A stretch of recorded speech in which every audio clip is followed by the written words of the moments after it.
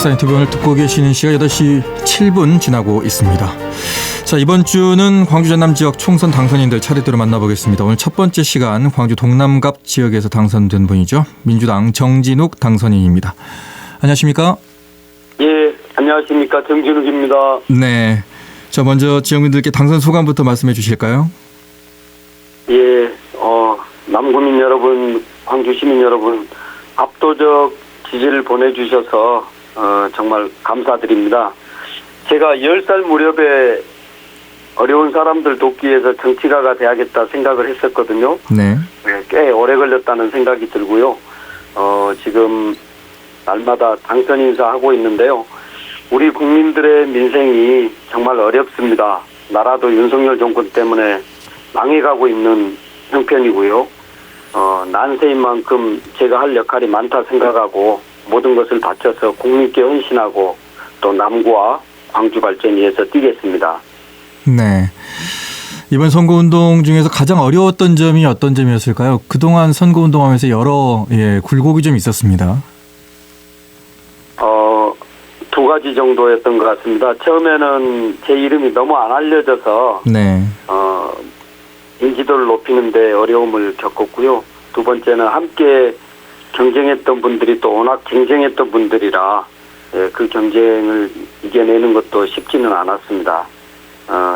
지역 주민들께 저는 삼실이랄까요? 세 가지 진실하게 그리고 성실하게 그리고 절실하게 제 마음을 전달하기 위해서 노력했고요. 그것이 우리 유권자들 마음속에 정진욱이 파고들 수 있었던 것 같습니다. 네. 또 그 과정 속에서 단식도 있었고요. 뭐 여러 가지 일들이 많았던 것 같습니다. 이번에는. 예. 작년 9월 4일이었는데요. 이재명 대표님께서 이제 윤석열 정권의 폭주에 저항해서 단식 시작했는데 제가 이어서 전국에서 최초로 단식을 했고요.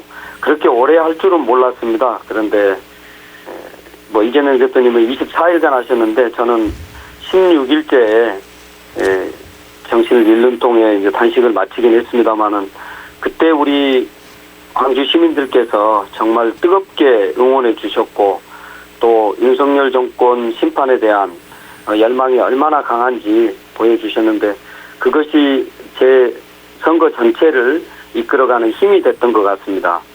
네. 국민들이 이번에 야당 쪽에 200석 가까운 표를 몰아준 이유는 아마도 이 정부에 대한 견제의 심리가 좀 있어서지 않겠습니까? 그렇습니다. 민심이 참 무섭다는 생각이 드는데요. 이번 40선거는 아마 역사에 남을 것 같습니다. 지금 이번 민심은 한마디로 이제 모든 것을 바꾸라 이런 말씀이고요. 윤석열 정권의 일방적 폭주를 멈춰라 이런 명령을 내렸는데 근데 이제 200석까지는 안 줬지 않습니까? 네. 이것은 윤석열이 하는 거 마지막 한 번 더 보겠다. 이런 것 같고요. 사실상은 저는 정치적 탄핵이라고 봅니다. 네. 지금 딱 8표가 부족한데요. 윤석열 정권이 기조를 바꾸지 않으면 국힘 내부에서 8표의 저는 이탈자가 나올 것으로 봅니다.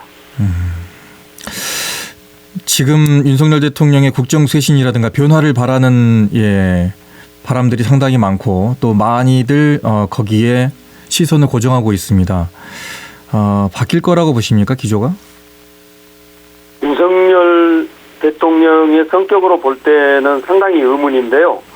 어쨌든 윤 대통령은 총선 끝나고 용산 비서실 총리 교체하겠다고 나섰고 또 이제 국정 기조도 바꾸겠다 이렇게 하고 있지 않습니까? 네. 근데 이제 사람을 바꾸는 것은 국정 기조가 바뀌는 게 아니고요. 실제로 바뀌는 걸 금세 알 수 있는 어떻게 보면 바로미터가 있습니다. 이제 민주당이 5월 2일에 국회 본회의에서 최상병 사망 사건 외압 의혹 특별검사법을 처리하기로 했거든요. 네. 이것을 수용하느냐 안 하느냐 이것이 이제 윤 정권이 총선 민심을 받드는가의 어떤 잣대가 될 것 같고요. 네. 이 변화 지켜보고 판단해야 될 것 같습니다. 그것부터 시작이 될 것이다. 그렇습니다. 윤석열 대통령과 이재명 대표의 두 사람의 단독 회담은 있어야 본다고 보십니까? 아니면 어떻게 보십니까? 당대표 정무특보를 지내셨으니까. 예, 지금도 정무특보인데요. 당연합니다. 대통령과 야당 대표가 만나는 거 옛날 용어이긴 합니다만 우리가 영수회담이라고 하는데요. 대통령과 야당 대표가 만나서 국정 운영, 특히 지금 우리 대한민국이 위기 상황이고 경제가 위험한데 둘이 안 만날 이유가 없거든요. 그런데 이제 그동안 윤석열 대통령은 야당 대표를 한 번도 존재 자체도 또 국정 파트너로도 인정해 준 적이 없습니다. 그래서 만난다는 것은 상대를 인정하는 것이고, 그리고 또 이제 국정에 협력을 얻어서 가장 중요한 것은 어느 당이 더 힘이 있냐 없냐 이게 아니고 우리 국민의 삶이거든요. 그리고 또 우리 국가의 경제고요. 이 문제를 어떻게 함께 풀어갈 것인가, 이런 건데 지금 현재 이제 윤석열에게만 나라를 맡겨서는 도저히 나라가 제대로 설 수 없다는 게 명확해졌기 때문에 또 총선 민심에서 여야가 함께 대화하고 협력해서 국가적 위기를 풀어가라, 이런 저는 명령이 내려졌다고 보고 윤석열 대통령과 이재명 대표 반드시 만나서 단독회담 해야 한다고 봅니다. 만약 윤석열 대통령이 끝까지 둘이 보는 것은 좀 부담스러우니까 야당 대표들과 다 같이 만나겠다고 하면 정무적으로 어떻게 판단하시겠습니까? 다 같이 만나는 것도 할 수 있죠. 네. 그런데 이제 이재명 대표께서 단독 영수회담을 제안한 상황이면 그것을 받아들이는 게 자연스럽겠죠. 그 여러 중에 한 사람으로 만나서 나눌 수 있는 대화의 깊이라든가 또는 어떤 대화의 의제가 제한될 수밖에 없고요. 그건 정말로 이제 형식적 만남이 되기 때문에 사실 그건 안 만나니만 못하는 게 될 수 있습니다. 중요한 것은 만나서 어떻게 대한민국의 위기 상황 또 경제 상황을 해결해 나갈 것인가, 이것이 훨씬 더 핵심이라고 봅니다. 네. 다시 돌아와서 정계 입문하신 지 보니까 한 13년 정도 되셨습니까? 그렇습니다. 예, 선거 출마를 기준으로 13년 정도 됐습니다. 네. 많은 분들이 광주 지역에 이제 국회의원이 현역이 다 교체가 되고 7명이 초선이라는 것을 보면서 물론 잘 하시겠지만 잘할 수 있을까라는 또 걱정도 하시는 분들이 있는 게 사실입니다. 초선이지만 초선답지 않게 13년 동안 또 정치계에 몸을 담으셨으니까 나름대로의 포부가 있으실 것 같습니다. 예, 제가 선거운동하면서 가장 많이 들었던 말씀이 어르신들이 잘해라이, 이런 말씀을 하셨거든요. 네. 거기에는 여러 가지 의미가 담겨 있다고 생각하는데요. 기존의 국회의원들이 못했던 것도 있고요. 또 우리가 지금 민주당 이렇게 지지하고 있는데 왜 이렇게 지지부진하고 일들을 못 해내느냐, 잘 싸우지 못하느냐, 광주의 목소리를 못 내느냐, 이런 것들이 다 함축돼 있다고 생각을 하거든요. 네. 거기에서 제가 그 말씀 들을 때마다 다짐했던 것이, 제가 싸울 때는 정말 치열하고 용감하게 싸우겠다. 그리고 일할 때는 유능하게 성과를 내면서 일하겠다. 이제 이런 다짐을 했는데요. 저도 이제 초선이기 때문에 저는 가장 중요한 것이 초선은 초선답게 해야 된다고 생각합니다. 그래서 네. 초선답게 치열하게, 그리고 또 어떻게 보면 신선한 감각으로 의정활동에 임할 생각입니다. 네. 그 잘해라이, 이게 약간 억양에 따라 뉘앙스가 좀 다르거든요. 그렇습니다. 잘해라이, 이거는 약간 경고성이고, 잘해라이. 경고죠, 경고. 예. 격렬하기보다는 우리 시민들은 지금 계속 정치인들에게 경고를 내리고 있거든요. 너희들 이대로 가면 우리가 더 큰 심판을 할 수도 있다. 지금 이런 말씀을 계속 하고 계시는 거거든요. 네. 저는 그 시민들의 마음을 무섭게 받아들여야 한다고 보고요. 또 거기에 우리가 응답할 정도의 능력과 실력을 보여줘야 된다. 그런 생각하고 있습니다. 네. 그 잘해라이의 격려보다는 경고성으로 느끼고 열심히 하겠다는 말씀이세요? 예. 마음에 두고 있는 혹시 상임위가 있으십니까? 그 활동을 하려면 나 여기 가서 이렇게 좀 열심히 정말 치열하게 한번 해보고 싶다.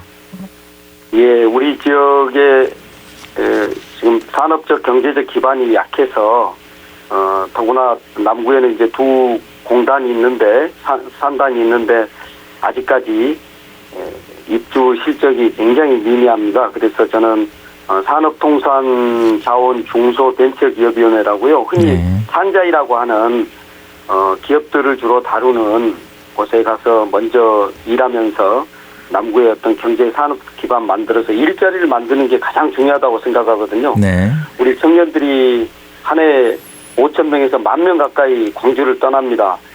청년들에게 일자리 주는 것, 또 광주 경제를 활성화시키는 것, 이것으로부터 한번 출발해 보려고 합니다. 네.